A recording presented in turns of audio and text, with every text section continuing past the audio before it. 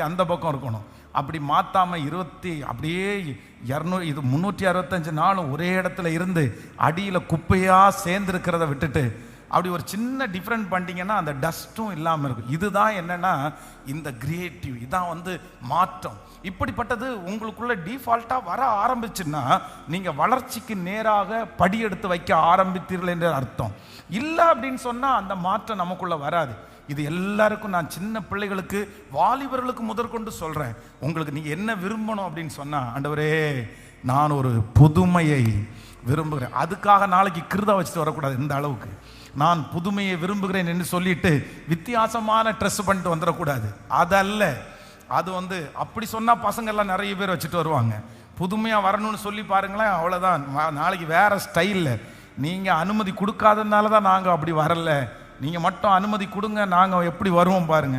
அதல்ல, தப்பான விதத்திலாய் அல்ல, மற்றவங்க வித்தியாசமாக பார்க்குற விதமாய் அல்ல, சரியா நேர்த்தியா நம்முடைய வாழ்க்கை ஆசீர்வதிக்கப்படுவது போல ஒரு புதுமையை கர்த்தர் நமக்கு கிருபையாய் கர்த்தர் தருகிறவர். 2 கையை உயர்த்தி ஏசப்பாட்ட கேளுங்க. ஆண்டவரே, நீர் புதிய வானத்தையும் புதிய பூமியையும் எனக்காக படைக்கிறவர். இதோ நான் சகலத்தையும் புதிதாக்குகிறேன் என்று வாக்கு கொடுத்த கர்த்தர், இதோ நான் புதிய காரியத்தை செய்கிறேன் என்று வாக்கு கொடுத்த கர்த்தர், உங்க அபிஷேகம் என் மேல வரட்டும், உங்க தாகம் என் மேல வரட்டும். என் பிள்ளை ஒரு புதுமையை பார்க்கணும். என்ன மாதிரி இப்படியே இருந்துடக்கூடாதுப்பா.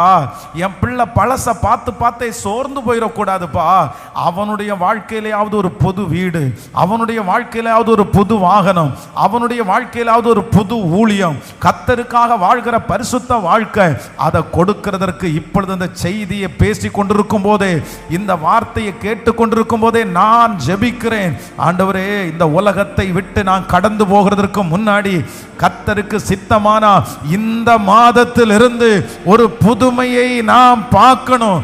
டெய்லி ஒரு நியூ நாம் பார்க்கணும். ஆண்டவரே, புதுசான காரியத்தை கர்த்தர் செய்கிறதை எங்கள் கண்கள் காண போகிறதற்காய் ஸ்தோத்திரம்.